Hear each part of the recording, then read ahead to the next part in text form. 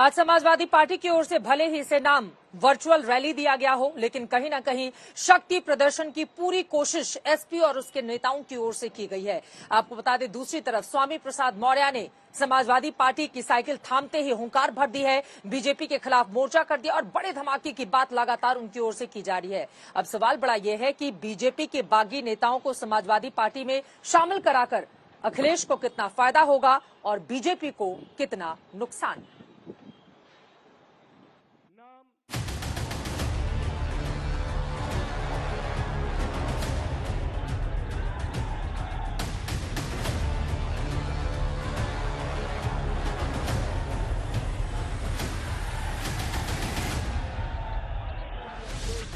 ये उस धमाके की तस्वीर है जिसका दम पिछले 4 दिनों से स्वामी प्रसाद मौर्य भर रहे थे। जनता पार्टी को छोड़कर समाजवादी पार्टी में प्रमुख नेतागण आए हैं।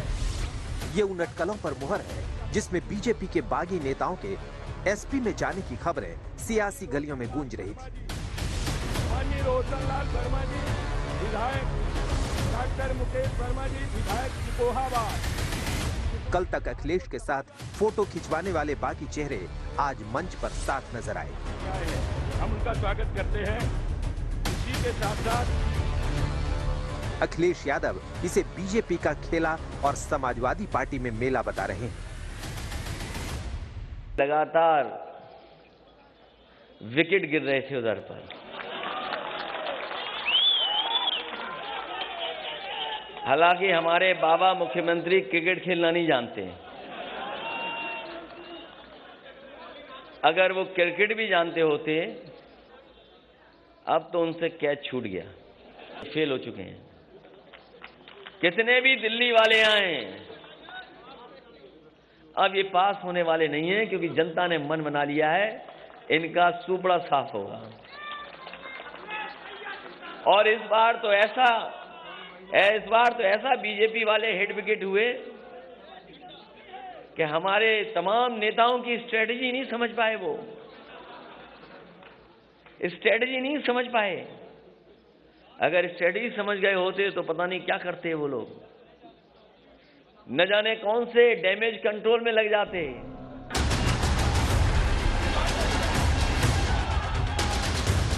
मंच पर बीजेपी के बागी खड़े हुए, सामने कार्यकर्ताओं का सैलाब उमड़ा तो अखिलेश भी पूरे फॉर्म में नजर आने लगे। 400 सीट का दम भरा तो वही योगी आदित्यनाथ पर तंज कसा। हमें लगता है सरकार के लोगों को पहले ही पता लग गया था कि यहां पर स्वामी प्रसाद मौर्य जी के साथ, धर्मपाल सैनी जी के साथ, धर्म सिंह सैनी जी के साथ बड़ी संख्या में लोग आ रहे होंगे। हमारे मुख्यमंत्री पहले ही गोरखपुर चले गए। हालांकि उनकी किसी ने टिकट बुक कर रखी है, वो 11 तारीख की टिकट थी, लेकिन आप लोगों के आ जाने से आज ही वो गोरखपुर चले गए। बीजेपी में जिस बगावत की आग स्वामी प्रसाद मौर्य ने लगाई, उसे अब दूसरा छोर मिल गया है। खुद को यूपी की सियासत का मौसम वैज्ञानिक समझने वाले मौर्य यूपी में नया इतिहास रचने का दम भर रहे हैं। आज 14 जनवरी मकर संक्रांति भारतीय जनता पार्टी के अंत का इतिहास लिखने जा रहा है। भारतीय जनता पार्टी के वो बड़े बड़े नेता जो कुंभकर्णी सो रहे थे, जिनको कभी विधायकों, सांसदों और मंत्रियों से बात करने का वक्त नहीं मिलता था, हम लोगों के इस्तीफा देने के बाद उनकी नींद हराम हो गई है, नींद ही नहीं आ रही है। नारा दे रहे हैं 80 और 20 का, और मैं ये कहता हूं 80-20 नहीं, अब तो होगा 15 और 85 का।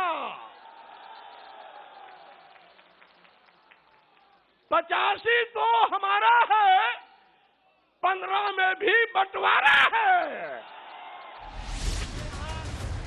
सस्पेंस खत्म हुआ, लेकिन सियासी खेल अभी जारी है। क्योंकि जिस धमाके की बात स्वामी प्रसाद मौर्य कर रहे थे वो धमाका उतना जोरदार नहीं हुआ।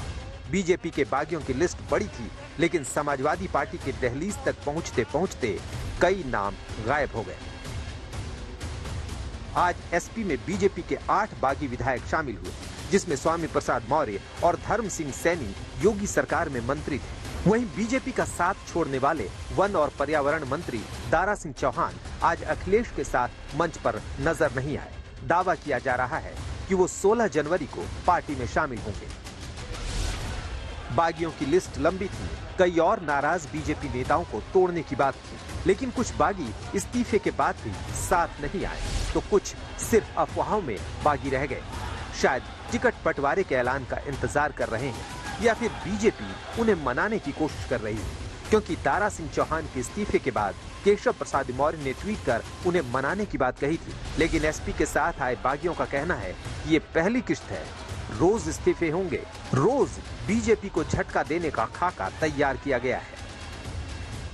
उत्तर प्रदेश में जो तूफान आने वाला, उस तूफान से भारतीय जनता पार्टी के परखच्चे उड़ जाएंगे। और जो हम लोग आज ज्वाइन कर रहे हैं, इसके साथ ही साथ लगभग रोजाना एक माननीय मंत्री गण और एक माननीय विधायक, 2-4 माननीय विधायकगण इस्तीफा देते रहेंगे। इस बार आप समझिए कोई रहना नहीं चाहता है वहाँ पर। और ये चुनाव दलित, पिछड़ा, अल्पसंख्यक बनाम भारतीय जनता पार्टी हो गया है और 85 तो हमारा है, 15 में भी बंटवारा है। बीजेपी वाले तो अभी भी बुला रहे हैं कि आ जाओ भैया, पहले 85% लोगों ने ही तो हमारी लगाई थी नैया, अब आ जाओ मेरे भैया। खेल यही खत्म नहीं होता। जिस गरीब पिछड़ों के शोषण का आरोप स्वामी प्रसाद मौर्य बीजेपी पर लगा रहे हैं, उस बीजेपी को छोड़ने से उनकी बेटी ने ही इनकार कर दिया। संघमित्रा भारतीय जनता पार्टी की सांसद हैं और आदरणीय प्रधानमंत्री नरेंद्र मोदी जी के नेतृत्व में वो भारतीय जनता पार्टी के लिए आगे भी काम करने वाली हैं।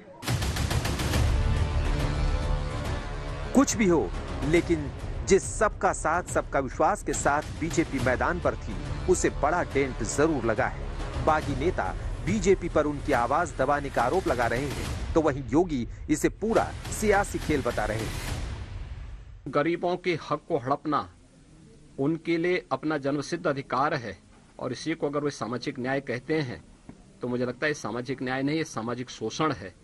हमें फर्क महसूस करना पड़ेगा सामाजिक न्याय और सामाजिक शोषण में, कि जो लोग गरीबों का हक छीनते थे, गरीबों के मकानों पर कब्जा करते थे, दलितों की बस्तियों पर कब्जा करते थे, बुलडोजर चलाते थे, उनकी जमीनों पर जबरदस्ती उन्हें हड़पने का कार्य करते थे, तब इन लोगों की कहीं से मुंह से आवाज नहीं निकलती थी। अब सवाल खड़ा होता है कि आखिर ये बगावत कहां तक जाएगी?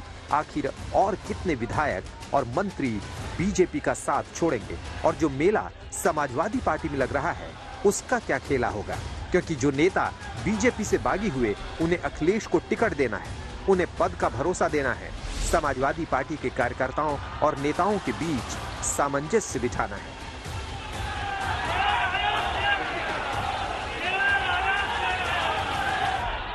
जब जब चुनाव आते हैं, इस प्रकार की गतिविधियां देखने में आती रही हैं, लेकिन भारतीय जनता पार्टी अपने कार्यकर्ताओं के बलबूते बूथ स्तर से लेकर प्रदेश स्तर तक लगातार 5 वर्ष जनता के संपर्क में हम लोग रहे हैं। आदरणीय प्रधानमंत्री नरेंद्र मोदी जी की जो नीतियां रही हैं जनहितकारी, उनको लेकर के, प्रदेश सरकार की जो नीतियां जनहितकारी, उनको लेकर के हम जनता के साथ हर सुख दुख में हाजिर रहे हैं। और आप देखें, जब परिणाम आएगा तो भारतीय जनता पार्टी के पक्ष में आएगा। हम पिछली बार से भी अधिक सीटें जीत करके सरकार बनाएंगे। बहरहाल यूपी में सियासी खेल जारी है। कोई साइकिल की रफ्तार बढ़ाने पर लगा है, तो कोई दल बदल के दलदल में कमल खिलाने की तैयारी कर रहा है। समर्थ श्रीवास्तव और संतोष कुमार के साथ कुमार अभिषेक, लखनऊ, आज तक।